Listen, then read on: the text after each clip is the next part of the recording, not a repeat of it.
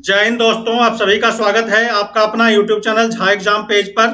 दोस्तों, आज हम इस वीडियो में एसएससी जीडी 2021 के 24 नवंबर को फर्स्ट शिफ्ट, सेकंड शिफ्ट और थर्ड शिफ्ट से जो क्वेश्चन पूछे गए हैं, इस क्वेश्चन को आज हम डिस्कस करेंगे। यानी 24 नवंबर का ये क्वेश्चन है, तीनों शिफ्ट के हिंदी और जीके का ये क्वेश्चन, जिसको आज हम विश्लेषण करेंगे।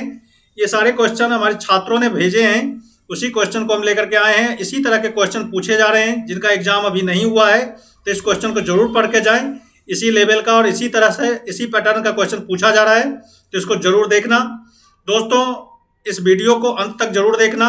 और आगे बढ़ने से पहले मैं कहना चाहूँगा कि अभी तक इस चैनल को सब्सक्राइब नहीं किया है तो इस चैनल को जरूर सब्सक्राइब कर देना, और हमारे Facebook page Jha exam page को जरूर फॉलो करना, क्योंकि वहाँ पर एग्जाम से संबंधित हम अपडेट डालते रहते हैं। तो आप झा एग्जाम पेज को भी फॉलो करना और इस वीडियो को ज़्यादा से ज़्यादा शेयर करना, ताकि ज़्यादा से ज़्यादा छात्रों को इस तरह की जानकारी उसे प्राप्त हो सके, इस तरह के क्वेश्चन उन्हें मिल सकें। तो हम लेते हैं पहला क्वेश्चन। पहला क्वेश्चन है जो पूछा गया था, 2020 का साहित्य का नोबेल पुरस्कार किसे दिया गया है? 2020 का साहित्य का नोबेल पुरस्कार किसे दिया गया? तो 2020 के साहित्य का नोबेल पुरस्कार ये आया था क्वेश्चन, तो अमेरिकी कवयित्री लुइस ग्लोक को 2020 का साहित्य का नोबेल पुरस्कार दिया गया था। लुइस ग्लोक, याद रखना, अमेरिका के हैं ये। इन्हें बेहतरीन काव्यात्मक आवाज के लिए दिया गया था। बेहतरीन, याद रखना, बेहतरीन काव्यात्मक आवाज के लिए, काव्यात्मक आवाज, इसकी सुंदर मधुरता के लिए इसको दिया गया था। काव्यात्मक आवाज के लिए इन्हें दिया गया था, याद रखना दोस्तों। लुइस ग्लोक को साहित्य का नोबेल पुरस्कार 2020 का दिया गया था। फिर दूसरा क्वेश्चन जो पूछा था, वाइल्ड एस सेंचुरीज कहाँ है? वाइल्ड एस सेंचुरीज भारत के किस राज्य में? तो ये गुजरात राज्य में है, याद रखना। वाइल्ड एस सेंचुरीज गुजरात में, ये कच्छ केरन में स्थित है। ये भी क्वेश्चन आया था। नेक्स्ट क्वेश्चन जो आया था वो है नीलगिरी पर्वत के ऊपर रहने वाली जनजाति के बारे में पूछा था। नीलगिरी की पहाड़ियों में कौन सी जनजाति रहते हैं? तो आपको पता है, टोडा जनजात। ये पूछा गया था क्वेश्चन, तो याद रखना, नीलगिरी की पहाड़ी में टोडा जनजात। ये भी क्वेश्चन आया था। अगला क्वेश्चन जो पूछा गया था, ये एक बैडमिंटन खिलाड़ी के ऊपर पूछा गया था। चिराग शेट्टी का संबंध किस खेल से है? चिराग शेट्टी आपको पता है, ये मुंबई के हैं। इसका नेटिव मतलब गृह राज्य कहाँ है? गृह राज्य महाराष्ट्र के हैं। राज्य यानी मुंबई के हैं ये, महाराष्ट्र के, मुंबई के ये रहने वाले हैं। और इन्हें क्या बैडमिंटन ये खेलते हैं। ये पूछा गया था चिराग शेट्टी किस खेल से संबंध रखते हैं, तो बैडमिंटन। इन्हें अर्जुन अवार्ड भी दिया गया था, याद रखना, अर्जुन अवार्ड। तो ये इसके चिराग शेट्टी के बारे में पूछा गया था, बैडमिंटन खेलते हैं।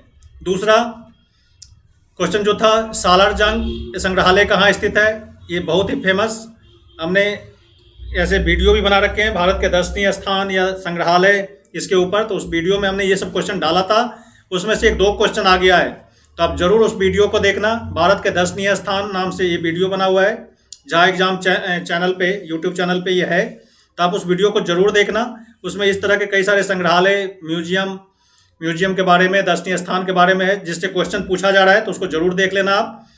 तो यहाँ पर पूछा गया था सालारजंग संग्रहालय के बारे में। ये तेलंगाना कह लो, हैदराबाद में मूसी नदी के किनारे ये कला संग्रहालय है, हैदराबाद, याद रखना। ये सालारजंग कहाँ पर है? हैदराबाद में। सालारजंग संग्रहालय कहाँ पर है? हैदराबाद में। और ये भी पूछ सकता है हैदराबाद किस नदी के किनारे बसी हुई है, तो मूसी नदी, याद रखना। ये कला संग्रहालय है। इससे जो और क्वेश्चन इसमें जो आया था वो था, स्वर्ण जयंती ग्राम स्वरोजगार योजना कब शुरू हुआ था? ग्राम स्वरोजगार योजना, स्वर्ण जयंती ग्राम स्वरोजगार योजना, ये अप्रैल 1999 में ये क्वेश्चन पूछा गया था। तो इसी तरह के क्वेश्चन आ रहे हैं। जिसे अगला क्वेश्चन है, कहते हैं फूल झरना, हिंदी से ये क्वेश्चन था। फूल झरना मुहावरे का अर्थ है। फूल झरना मुहावरे का अर्थ आप बता सकते हैं, मीठा वचन बोलना, मीठी वचन मतलब मीठा बोलना। ये फूल झरना मुहावरे का अर्थ मीठा बोलना, तो ये पूछा गया था। जैसे अगला क्वेश्चन था, हथेली पर सरसों जमाना, ये एक मुहावरा है, हिंदी मुहावरा, हिंदी में पूछा गया था। इसका क्या अर्थ है? तो किसी भी कठिन काम को जल्दी से कर लेना, यानी तुरंत कर लेना। हथेली पर सरसों जमाना, यही काम है, मुश्किल काम। अगला क्वेश्चन जो पूछा गया था, आस्तिक का विलोम, ये हिंदी से पूछा गया था। आस्तिक का विलोम आप जानते ही होंगे, नास्तिक। हिंदी आसान आ रहा है, जितने बच्चों से बात हो रही है वो बच्चे बता रहे हैं कि हिंदी का पेपर आसान आ रहा है, तो 20 प्लस करके बच्चे आते हैं। तो आप भी ये कोशिश रखना 20 से ऊपर 21-22 ऐसे हिंदी में बन जाते हैं, तो आप करना। आसान क्वेश्चन हिंदी से आ रहा है। जैसे अपेक्षा का विलोम पूछा गया था। अपेक्षा शब्द का विलोम क्या होता है? अपेक्षा का उपेक्षा, उपेक्षा मतलब नज़रअंदाज कर देना। तो ये क्वेश्चन आया था। नेक्स्ट क्वेश्चन जो पूछा गया था वो था जैसे लड़ाई का पर्यायवाची शब्द, ये भी हिंदी से पूछा गया था। लड़ाई का पर्यायवाची शब्द जैसे शुद्ध, संग्राम, संघर्ष, रण, ये सब इसके पर्यायवाची हैं। ये शुद्ध नहीं, युद्ध लिख लो, ये शुद्ध गलत लिख दिया है यहाँ पे। लड़ाई का पर्यायवाची युद्ध, युद्ध, संग्राम, संघर्ष, रण, ये सब इसके पर्यायवाची हैं। लड़ाई का पर्यायवाची पूछा गया था। अगला क्वेश्चन जैसे G7 से पूछा गया था। G7 विदेश एवं विकास मंत्रियों के शिखर सम्मेलन 2021 की मेजबानी कौन सा देश करेगा? G7 पे पूछा गया था। ये ग्रुप है 7 देशों का जिसके बारे में पूछा गया था। इसमें विकास मंत्रियों और विदेश मंत्रियों का जो शिखर सम्मेलन 2021 की मेजबानी कौन सा देश करेगा? United kingdom. तो ये क्वेश्चन पूछा गया था। अगला क्वेश्चन यूएस ओपन 2020 की महिला एकल खिताब किसने जीता? यूएस ओपन 2020 का पूछा गया था। तो यूएस ओपन 2020 का महिला ओपन खिताब किसने जीता? नोआमी ओसाका। नोआमी ओसाका जो कहाँ की है? जापान की है। इसने ये जीता था 2020 की महिला एकल खिताब यूएस ओपन का। तो 2021 का भी पूछ सकता है, तो 2021 का आप याद रखना। महिला एकल खिताब यूएस ओपन का एम्मा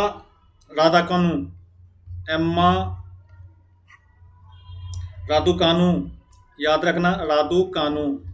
ये 2021 का यूएस ओपन खिताब जीता है। ये कहाँ की है? ब्रिटेन की है।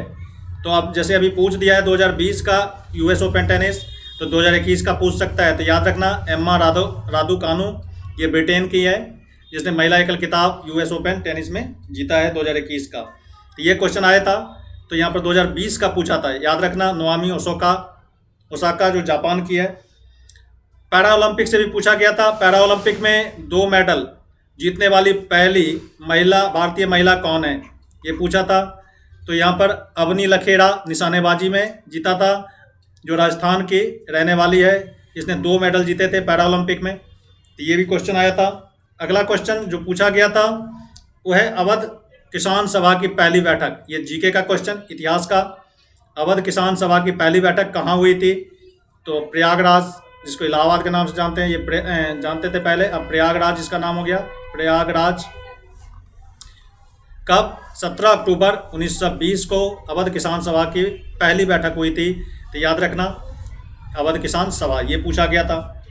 जो एक क्वेश्चन पूछा गया था प्रधानमंत्री उज्ज्वला योजना के बारे में पूछा गया था। याद रखना प्रधानमंत्री उज्ज्वला योजना की शुरुआत कब हुई थी? 1 मई 2016। तो याद रखना उज्ज्वला योजना के बारे में पूछा गया था। तो इस तरह के क्वेश्चन इस बार आ रहे हैं। इसी लेवल का क्वेश्चन आप तैयार करके जाना। अगला क्वेश्चन जैसे पूछा गया था अरावली पर्वतमाला की सबसे ऊंची चोटी गुरु शिखर किस राज्य में है? अरावली पर्वतमाला की सबसे ऊंची चोटी गुरु शिखर किस राज्य में? तो राजस्थान में। राजस्थान में गुरु शिखर चोटी है अरावली की पर्वतमाला की सबसे ऊंची चोटी, जिसकी ऊंचाई लगभग 1722 मीटर ऊंची है। तो ये पूछा गया था गुरु शिखर के बारे में, जो अरावली की पर्वतमाला की सबसे ऊंची चोटी है। फिर एक ये फेस्टिवल के बारे में पूछा गया था दीपावली कहाँ मनाया गया? देव दीपावली। तो ये पता है कि देव दीपावली शिव की नगरी वाराणसी में, तो वाराणसी में ये मनाया गया। तो इसके बारे में पूछा गया था। अगला क्वेश्चन जो पूछा गया था जाम्बेजी नदी पर कौन सा बांध है? तो जाम्बेजी नदी, ये फेमस, बार बार पूछता है, रिपीटेड क्वेश्चन है, कई एग्जाम में आपको मिल जाएंगे ये। जाम्बेजी नदी किस नदी पर कौन सा बांध है? तो जाम्बेजी नदी पर करीबा बांध है। जाम्बेजी नदी पर कौन सा बांध है? करीबा बांध। ये जाम्बेजी नदी कहाँ बहती है? अफ्रीका में, याद रखना, अफ्रीका में ये बहती है नदी। अफ्रीका की चौथी बड़ी नदी है, लंबी नदी है। और ये जाम्बिया, ये जो बांध है जाम्बिया और जिम्बाब्वे, जाम्बिया और जिम्बाब्वे की सीमा पर, जिम्बाब्वे की सीमा पर, याद रखना, किस सीमा पर ये बांध है करीबा बांध, तो याद रखना ये पूछा गया था करीबा बांध के बारे में, ये जाम्बेजी नदी पे है। अगला क्वेश्चन, केंद्र शासित प्रदेश का वर्णन किस अनुच्छेद में है? केंद्र शासित प्रदेश का वर्णन भारतीय संविधान के किस अनुच्छेद में है? तो याद रखना भाग 8 में, और अनुच्छेद 239 से लेकर 242 के बीच में केंद्र शासित प्रदेश का वर्णन है। तो याद रखना ये केंद्र शासित प्रदेश के बारे में अनुच्छेद 239 से 242 के बीच में ये पूछा गया था। अगला क्वेश्चन जो पूछा गया था, ease of doing business report 2020 में भारत का रैंक क्या रहा? तो ये भारत का रैंक 63वां स्थान था। 2018-19 की लिस्ट में भारत 77वें स्थान पे था, लेकिन 2020 में इसका स्थान कितना हो गया? 63। याद रखना 63वां स्थान था। Ease of doing business report के नाम से 2020 में भारत का रैंक कौन सा था? तो ये 63वां स्थान था। इस तरह का क्वेश्चन पूछा जा रहा है। फिर एक साइंस का क्वेश्चन जो था, विटामिन के का रासायनिक नाम क्या है? विटामिन के का रासायनिक नाम क्या है? फिलोक्विनोन या फिलिक्विनोन आप कह सकते हो। ये रक्त का थक्का ना बनने देना, ये इसके रक्त का थक्का बनने में ये मदद करता है। तो फिलोक्विनोन विटामिन के का रासायनिक नाम है। तो ये पूछा गया था। फिर अगला क्वेश्चन जो पूछा गया था, सितारा देवी का संबंध किससे संबंध है? सितारा देवी का संबंध किस चीज़ से है? तो कथक नृत्य। याद रखना सितारा देवी कथक नृत्य से, सितारा देवी का संबंध कथक नृत्य से, ये पूछा गया था। दोस्तों ये जो क्वेश्चन है ये तीनों शिफ्ट के हैं। 24 नवंबर के तीनों शिफ्ट के, फर्स्ट शिफ्ट, सेकंड शिफ्ट और थर्ड शिफ्ट, ये तीनों शिफ्ट के क्वेश्चन है। ये मिले जुले क्वेश्चन है। इसमें हिंदी के भी क्वेश्चन है और जीके की भी क्वेश्चन है। तो इससे आपको एक आइडिया आएगा कि किस तरह के क्वेश्चन पूछे जा रहे हैं। तो इसको जरूर देखना, सारे क्वेश्चन देखना इसका। जैसे पूछा गया था रॉलेट एक्ट कब पारित हुआ था?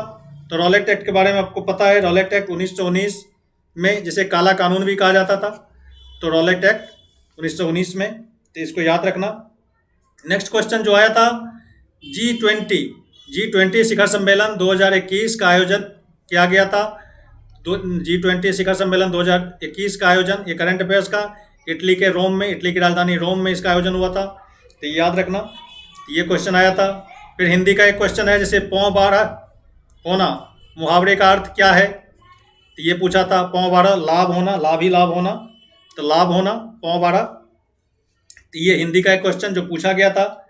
नेक्स्ट क्वेश्चन, जैसे फ्रेंच ओपन के बारे में यहाँ पर पूछा गया है। फ्रेंच ओपन के बारे में पूछा गया है कि फ्रेंच ओपन, वहाँ पर पूछा गया था यूएस ओपन के बारे में एक शिफ्ट में, ये दूसरे शिफ्ट में है। फ्रेंच ओपन 2020 की महिला एकल विजेता कौन थी फ्रेंच ओपन में? तो ईगा स्वितेक ये फ्रेंच ओपन 2020 की महिला एकल किताब लेती। ये कहाँ की है? तो पोलैंड। याद रखना ये पोलैंड की है। पोलैंड की ये खिलाड़ी है जिसने फ्रेंच ओपन 2020 के एकल खिताब जीता था। और इसने हराया किसको था? सोफिया कैनिन को। हराया किसको था? याद लिख देते हैं यहाँ पे, हराया किसे? सोफिया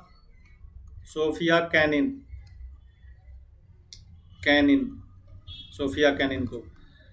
ये पूछा गया था। यूएस और फ्रेंच दोनों टेनिस से पूछा गया था 2020 का।